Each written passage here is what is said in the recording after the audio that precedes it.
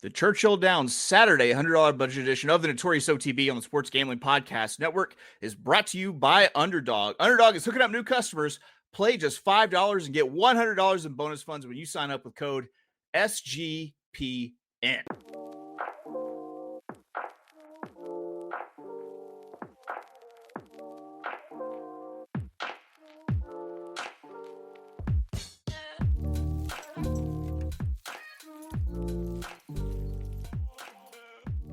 Welcome, everybody, to the Notorious OTB, brought to you by the Sports Gambling Podcast Network. And, folks, as always, it's all good, baby. It was all a dream.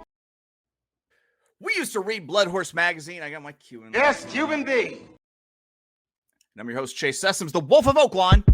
I'd rather be trapped than lazy. Don't care what they say, I'ma do what pays me. It happens every year about this time. Weaklings act like they lost their mind. Alphas reclaim the neighborhood. Rob the sheep and all the wolves eat good. Yes. Welcome to the show. Joining me as always, you might know him as the Michelangelo of the crime, Michael Jordan. He's your favorite capper's favorite capper. Ladies and gentlemen, Barry the Sniper Spears. Hey, what is this? What is this shit here? Hold up. Hey, who been putting out their cold on my floor? Who has been putting out their cold on my floor?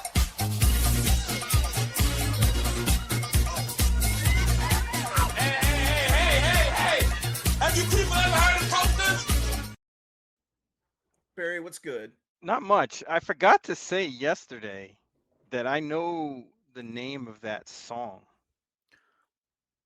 What's it called? It's called Do You Want to Funk by a group named Sylvester, and it was like two brothers.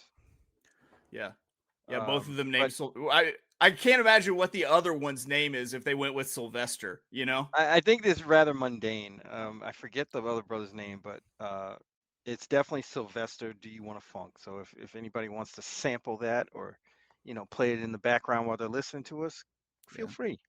The answer to that question is I do. I do, though. Do you want to funk? Yeah, Barry, what's going on? You having a good day? Yeah, surprisingly, yes and no at the same time. But, that's just how life is. A little of this, a little of that. A little of that. I have been watching the Ken Burns documentaries, and it's so funny because they keep talking about Benedict Arnold, and they keep showing like a close up of his portrait, and like whoever painted him made him look like super kind of blue. And I'm like, that's probably why he did it. That's why he's a traitor. That's why. Blue, which you blew ass, All right, well, Barry, what are we going to talk about today? It's Thursday. It's the Thursday Big Show. And on the Thursday Big Show, Barry and I are budget conscious. That's right. It's time for the Thursday $100 budget bet show. Today, we're turning our focus to the Saturday card at Churchill Downs. It includes the Grade 3 Commonwealth and giving our best bets here with a $100 bankroll. Let's pull up some past performances. Post time for this card is going to be, we're talking Churchill Downs Saturday, this Saturday, the 22nd of November, year of our Lord 2025. Post time for this card is going to be 1 p.m. Eastern, 2 p.m. God's time, and 10 a.m. Pacific time out on the Pacific Coast. And if you're not familiar with this, you can play any race, any wager type. Are you still seeing the past performance? Okay, they've disappeared. Yeah, a little bit, a little blurry, but they're good now. Okay. They keep disappearing. This is amazing. It's blurry. Now it's good. Any race, any wager type, whatever makes that cash money. Barry, just kind of give me overall thought on this card. It's a tough card, actually. In general, it's a lot of races seem very, very difficult. Big fields. I think we're going to see some prices. Yeah. I have one price that I really like picked out, which we'll get to. That's what they call a tease in the industry. But Barry, I'm going to be kicking it off today. And before I kick it off, I just got to remind you, gear up for the holidays at the SGPN merch store. The perfect gift for the DGen in your life. Promo code HOLIDAY for 25% off of everything. Yes, even a your favorite capper's favorite capper sniper shirt. You can get that. Oh, yeah. Yeah. I have no idea why these past performances keep like disappearing and reappearing. Yeah, I see them though. That's crazy. It works. It works. All right. Well, Barry, I'm kicking it off in race 4, 6 furlongs, $40,000 claiming on the dirt. I'm going to be playing a $10 exacta 2 with the 1-5. Hold on. I'm going to remove these real quick, add them back and see what happens. Okay, there we go. Yeah, $10 exacta 2 with the 1-5. I liked a horse on top here that was a little bit of a chalky pick, but I still wanted to make money off of that slightly chalky pick by Keenan and exacta because I didn't go with a daily double here because I didn't necessarily like the race leading into it or the race that a daily double would roll into. So I'm using the number 2 Kieran at 5-2, and I'm opting to key this horse on top because Kieran has a hot pace to run into late, and I think can get up from off the pace to win this. And Kieran comes in off of a big-time class drop from $80,000 optional claiming in today's $40,000 claiming price. He's performed against $25 claiming with the win 2 back at Colonial, and I think that this $40,000 competition should kind of hit Kieran right between the eyes in this spot. And Kieran has been a regular on the workout tab and putting out very focused 4 furlong workouts once a week. Every 7 days, they're drilling this horse. So I have no doubt that this horse is in shape for this race. Jose D'Angelo puts Luis Saez up for this race, and I think that means that Kieran stays a little bit closer to the early pace here, which could be a good thing with what I'm assuming will be a drying track after the rain in Louisville in that area throughout the week. So the horses I'm using underneath are going to be the one at a decent price, Math Tutor at 10-1. For Jenna Antonucci, who's also dropped in class, and I've projected to be in the mix early, saving ground on the rail. And I'm also using the 5 Shan at 9-2. I think that Shan should be coming off the pace as well if this thing kind of falls apart. And I think that Shan's going to leave himself a little too much to do to win, but it gets hot up front.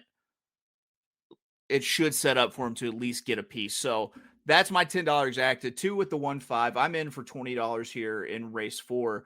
Barry, we're going to sense a common theme here, guys, which is Barry is in the same race as I'm in, and we have none of the same horses. So, Barry, you've got a daily double that you're cracking off here in race 4. What's your play? You're muted. I had a different view of this race completely. I think there's a ton of speed in here. I think Math Tutor only has one way to go. Kieran only has one way to go. You've seen that those 2 wins that horse has on the page, really close to the pace. The 3 Ravens Ransom is another one that's going to be close up. Sexagenarian and Bottles. So there's going to be a mad dash for the lead, and I think it sets up for one of 2 horses. So we're going to do a daily double, $5 daily double starting in this leg. We're going to use number 5 Shan, who has a couple of good races at Churchill at a slightly higher level, $50,000. Was running in stakes company prior to that at Turfway and was kind of holding his own. And I think this drop into this level and race makes a lot of sense. Should get an excellent trip after being stuck on the rail last time. Didn't really get a good run of it. And we're also going to use the 6 Charbonnet. Same sort of idea. This horse is going to get a good trip sitting off the pace. There's a race back in April at Keeneland that would be perfect if they get that kind of trip. And I think they will. So I know they were running in a condition claimer last time, but it was without the tag. And it was interesting because it was off of a long layoff from July 12th to November 14th. And I think the horse needed the race. I'm not really too sure that this horse is good enough, but I think the pace scenario and everything kind of sets up their way. So I'll give them a shot here. So we're going to use the 5 and the 6 in race 4. There you go. And you roll it into race 5. 8 furlongs, $127,000. Non-winners of 1 something. Not here to read your fucking conditions. Allowance on the turf. How are you closing out your daily double? We're going to use 2 horses here. The 8, Something Stronger, and the 10, Vina Arana. Now, the 8, Something Stronger, broke his maiden May 15th, going 5 on the turf, and that was the first time on the turf. Then they went long at Churchill and got a terrible run of it. And I think this horse can reverse form here. I think the stretch out makes a lot of sense. As you can see, the horse's dirt efforts were pretty good. Even though they were at the maiden special weight level, I still think this horse probably has some upside here. That last race against Princess Attitude and Lush Lips, fares were pretty good, and I think they're going to get a better trip. They kind of went to the lead, and I'm not really sure why they did that. So I expect a better ride this time and a better outcome. Same thing for the 10 Vina Arana. Just went too long last time. Was going a mile and 3/16. Ran pretty decently despite that. And I think that was a good prep for this race. All systems go. I think they'll be tough in this spot. So we're going to use the 8 and the 10 to close out our double. There you go. He wraps it up with the 8 and the 10 in his daily double. We're moving along. We're on to race 7. We're once again, we both have something here, but it is not the same. Yeah, not we should just, this whole thing should have just been to the background of Not Like Us. Race 7, 8.5 furlongs, $30,000 claimer on the dirt. I'm playing a $10 win place on the number 4. Don't make fun of me. Layden at 15-1, and I'm playing a $5 exacta 4-6 with 4-6-10. And I'm taking my biggest swing of the day in this race and doing something that will bring shame upon my household, shame upon Barry, and shame upon this pod. I'm betting to win place instead of just a straight win bet, because I do think that if this horse finishes a second, it'll still be worth having on a ticket. So $10 win place on the 4 Layden, 15-1. There's one horse I project to be out on the lead, controlling the pace, and that's the 3, Fasta La Vista Baby, or it should be Fasta La Vista Baby at 50. I don't think that Fasta La Vista is good enough to win this race, and I think she sets a soft pace. So I'm not looking any further than the second wave and a big price with the 4 Layden, whichever.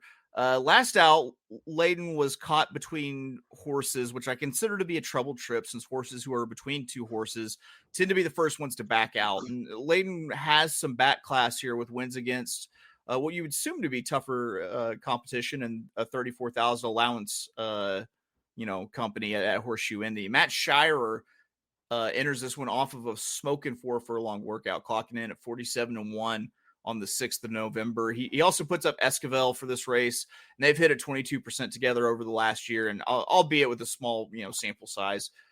He's yet to win at Churchill Downs in 13 efforts. But you can toss 3 of those that came over sloppy tracks, and if you toss those that's run fast enough at Churchill Downs in the past to win this race. So I'm playing that win place on the 4, and then I'm playing a $5 exacta, which is going to be 20 total, with 4-6 with 4-6-10. And I'm playing the part wheel with my big price Layden on top, along with the number 6, Ms. Malice, who should be coming from a little further off the pace and could be around in the end. I'm also including another more off the pace horse with the chalk, the number 10, Wits and Wagers at 5-2 in second place, because I think the only way that this exacta is worth having is if Wits and Wagers finishes second. In an ideal world, though, this thing goes 4-6. So that's my 40% of my bankroll here. $10 win place on the 4 Layden, 15-1, and a $5 exacta, 4-6 with the 4-6-10. Barry, tell me all the reasons why I'm wrong, because you have a play here in race 4. Yeah, I have a win bet and a daily double out of this race. Now, my win bet is going on number 8, Lilmore Kraken. And I like this horse quite a bit in this spot. If you look at this last 4 races, this horse has run going a route of ground on a fast track. So the first one you'll see is October 4th, 2023. This horse finished second in the Ms. Indiana Stakes and finished second by 10 lengths to Ice Cold. Clearly that horse was much the best. Then you go to May 16th, 2024. This horse wins going away in a maiden special weight. Fast forward to July 31st, 2024. This horse was in too tough, ran a pretty good race for the most part. in that $200,000 First Lady stake. Fast forward to October 28th, 2024, which is actually my birthday. This horse wins going away in a starter, in an allowance, a state bred allowance, non-winners of one going away. Then you see this horse come back in September of this year, almost a year later, and doesn't do much. Then they put this horse in a stake race, doesn't do much. This drop makes so much sense. And I think this horse is going to get a really good trip. I am in agreement that this pace shouldn't be too fast. And I think the forwardly placed position will be excellent for Little More Kraken, and they are going to get the win. Now, as far as the double, we're also going to use the 6, Ms. Malice. I like the way this horse is coming into it. There were two sprints, August and September, then the stretch out, and then the lower class kind of makes all the difference. They won last time, even though it was in the slop. I don't think that's their best trip anyway. I think they're better on the fast dirt. So I think Ms. Malice should get a great trip too. They're probably going to be close to the same spot, I think. But I think one of these two horses will finish it out. Hopefully it's a little more Kraken. But if the 6 wins, that's okay too, because we got that one in a $10 double. There we go. And you're rolling your double into race 8, 6.5 furlongs, $120,000 maiden special weight on the dirt. How do you close it out? We're going to number 7, Kayla's Comet. Now, this horse ran really well first time out.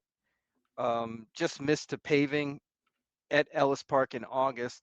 Then they stretched this horse out last time, which I don't think this horse really wants to do. I think they found that out pretty quickly. But the horse did show some speed. They're getting blinkers on the cutback. A couple of nice workouts coming into this. I think they're coming in the right form. They don't or won't need the lead in case a horse in this race kind of runs off. That usually happens in these maiden races. And I think Kayla's Comet stands a really good chance. So that's who we're going to end our double with.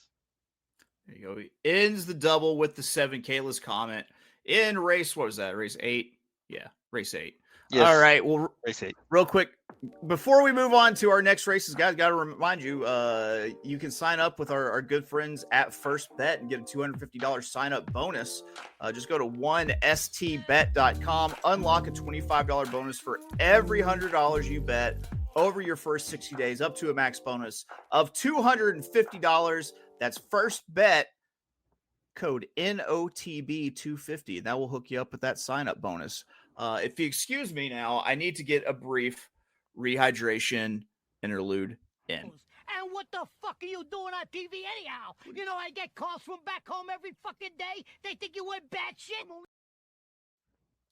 All right, they're thinking we went batshit here with race 9, or at least Barry's thinking I did, because once again we don't have the same horses. Race 9, 7 furlongs, $50,000 non-winners of 2, lifetime claiming on the dirt. I've got a $5 exacta here, 8-9 with 7-8-9, and I'm playing another spready kind of part wheel exacta, utilizing 3 horses. And this is another race that looks like it's going to have a pretty wicked fractions early, and I'm taking a pair of off-pace horses at a good price on top. So the $5 exacta, 8-9 with 7-8-9. I'm using the 8. Good Lord. That should be sitting in the second wave and have the pace to run into. And then I'm also going to use the 9 timing difference at 6-1, who has a big closing kick and is making a surface change after a turf effort at Keeneland. Timing difference is taking a drop in class down to this non-winners of 2 condition. And it's fairly lightly raced for the non-winners of 2 with only 8 races in the books. Number 8, Good Lord, is also taking that drop in class. To face competition, he should be a little bit more competitive against. In second, I'm wheeling in the number 7, Riddle Solver at 9-2, who will be coming from about the same place in the race shape as the number 9 timing distance. And I think the main reason I'm including underneath is because of the IRAD and Mark Cassie of it all, because they're tearing it up. So I'm going with a $5 exacta, 8-9 with the 7-8-9, a $20 total play. Hopefully this thing goes 8-9 or 9-8. But what are you thinking, Barry? What do you got your play here too? Yeah, this was a tough race. So I get, how we're on different horses and such. Because there's a lot going on in this race. Everybody's kind of doing different things. Some horses come from different racetracks, and it's a real tough one. But I ended up going with a $25 win bet on number 6, Comes a Time. This horse, broke his maiden first time out with a good number at Aqueduct back in September of 2024. Then they put this horse in the street sense, and they got thumped by Sovereignty. Tistastic was in that race. Sandman was in that race. That was a pretty good race early on for the 2-year-olds. Then this horse, you don't see this horse until July 3rd. Ran a decent race against Big Boat, who was pretty good at that time, Mackenzie Street. I mean, that was a tough race. Then they go to the grass for Lord knows what reason. Was actually favored on the grass at Ellis and finished out of the money. Then they tried it again, and the horse finished way back. Then they get back to the main track at Keeneland.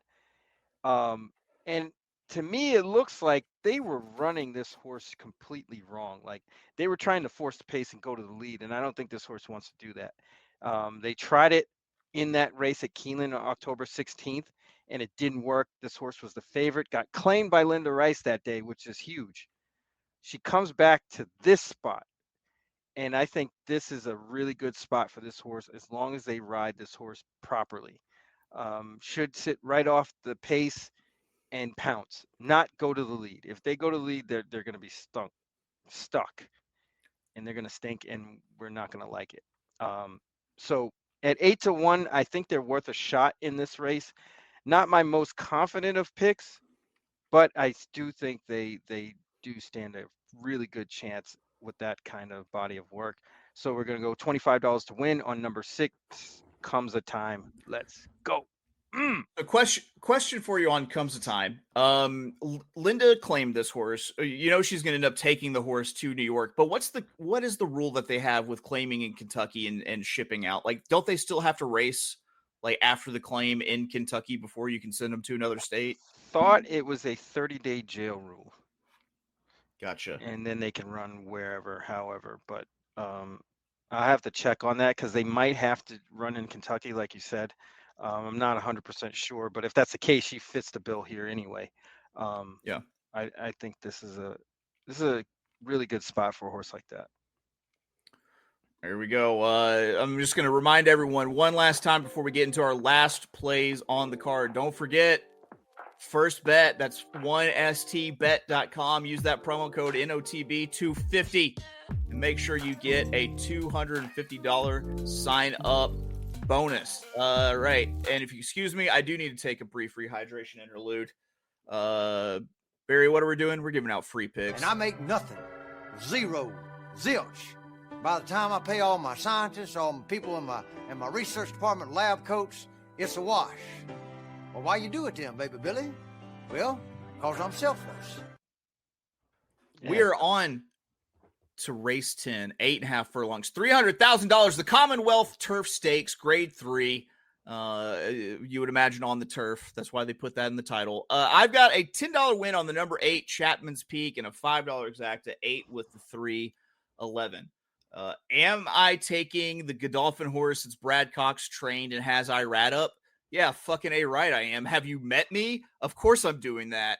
So the $10 win on the 8, Chapman's Peak. It's been raining in Louisville throughout the week, and they should be getting rain tomorrow. And I have a feeling that the other turf race gets taken off, and they keep this one on. It should be a clear day.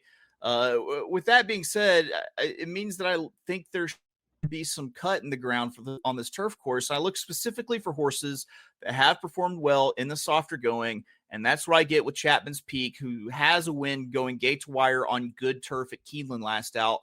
And I don't think that Chapman's Peak goes gate to wire here. Instead, I think that he runs a race more like the 2-back effort at Kentucky Downs, where he broke his maiden coming from 3 off the pace. And then for the exacta, I'm using 2 horses underneath Chapman's Peak. I kind of think it's going to be a Godolphin exacta here. But instead of boxing those two horses, I'm taking the stand with Chapman's Peak in first and throwing the 3 Montador underneath at 5-1. The other Godolphin horse, go Dolphin, because that my Dolphin, and I could see that being the exacta. And then I'm also going to use the 11 Plinsa at 12-1 underneath. Plinsa, it was a must-add horse because we once again have the track record of winning on the softer going, and that good effort on a wetter track was in a stakes race, the Gun Runner at Kentucky Downs, which is a tough place to win. So that's my exacta play there. $5, 8 over the 311, and that puts me in for my full 100. Barry, we're pretty quick today with what we're doing. Yeah. I know once again you have a differing opinion of what to do in race 10. So why don't you tell me? This race was crazy because of the fact, like, what do you do with horses like Flying Mohawk? Honestly, right. I mean, this horse is really good. Obviously a turf horse, runs in the Derby, and we don't see this horse since until Thanksgiving, basically. I don't know. I mean, I would normally like a horse like that, but they just been gone for way too long, getting blinkers. It just doesn't add up. But I'm sure it's a starting point for them. But I did go with a $25 win bet on number 3, Montador. I think this horse is really coming into good form. That October 4th race was real key. Lost to Tenacious Leader, who came out of that race to just miss to horse in this race, troubleshooting by a neck in the Bryan Station, a grade 3. 3 of the 4 top finishers in that race, 2 of them finished second, 1 won, and then Montador was the 4th horse. So I think this horse has a lot of upside. Very, very good. Should get a good trip. Drew well, gets Louis Saez. I think all systems are go. So we're going $25 to win on number 3, Montador. Let's go to the hoop, baby. There you go. And that's your 100. You're in. You yes. didn't save it for the bailout, but don't you worry, folks. This is the time of the show where we have saved our most tasty morsels for you, so you can get out of the door with a little bit of profit in your pocket. That's right. It's time for bailout bets. I'm leaving here with something. You know what I mean? I'm from around the way. I'm leaving with something.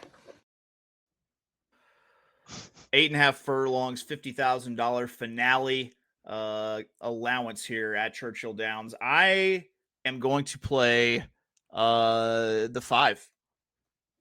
I'm not sure if you say just ASAP or just ASAP, but I should get a good stocking trip in first just run. Just a sap. Just that would be pretty good. Coming off of a trouble trip in the Champagne and at Backwaduct in October, and I think if this one gets a clean trip, it's more than capable of running a good race, kind of like what it showed in the Sapling back at Monmouth in August. So my bailout, no fuss. Jose Ortiz, Mark Casse, and the 5, just ASAP, just ASAP, or just a sap. However you plan, whatever you want to call it, as long as you call it a winner at the end of the day, I'm for it. Barry, what are you doing here? I am going to bail out with number 10, Politics. Surprise, surprise. This horse, just got to run over the track at Kentucky Downs. They really didn't try to win that race, honestly. Then come back at Churchill, run a really good race in that restricted maiden. I only think that this pace should be really hot up front, and not too many horses that can pass horses. So I went to one of them at 6-1. Politics sounds great. Louis Saez double to the hoop. Let's do it. Ben Curtis is injured, isn't he? He took a thought spill so. and yeah, I'm pretty sure. I'm telling you what, this is a new angle for me. I just thought of this because I saw that he had the mount last time. Ben Curtis on the lead in a any type of turf race. If you put him out on the lead, he is so good at measuring it on the front and having enough for that that quick kick. So I'm a big Ben Curtis fan. We're a pro Ben Curtis Yes. pod. Pro Ben C. Yeah. Well, Barry, how do you feel about wrapping up picks? I think we have to. Is mandatory. All right, I'll lead it off here. I'll lead it off. Sorry, not strong yeah, not.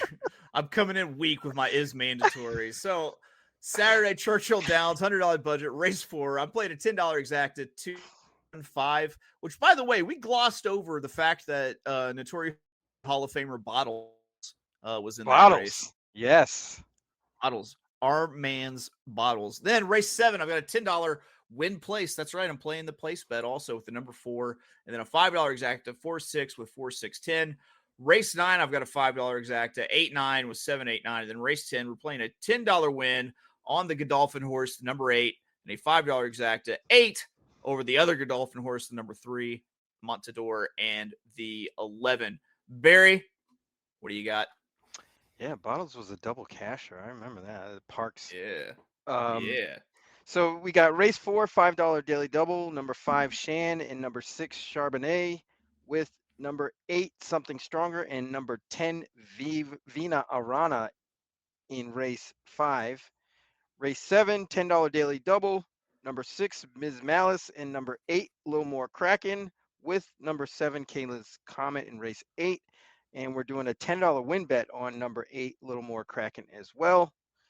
Race 9, we are $25 win bet on number 6 Comes a Time.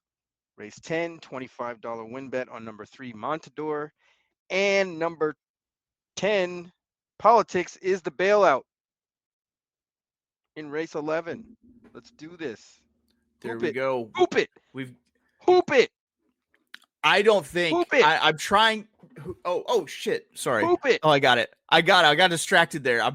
God. Here we go. Love Duncan, guy. What are you talking about? Talking about love Duncan. Just falling asleep on my duties here. Barry, I don't think that we've ever had a show like this where we have been in all the same races and had such different opinions. Never. This is truly an OTB first. Yeah. I'm hoping that it just means that we're just gonna kind of like alternate. Like it'll be right. We get every other. Yeah, something like that. Or one of us hits them all, and then we're good. Yeah, it would be like it would be you more than win? likely. No. It would be you more than likely, and I'd get to do that whole Barry and I combined for $600 on the It happens Saturday. sometimes, you know. Yeah, that's how it goes. What's right? I like the team mentality. There.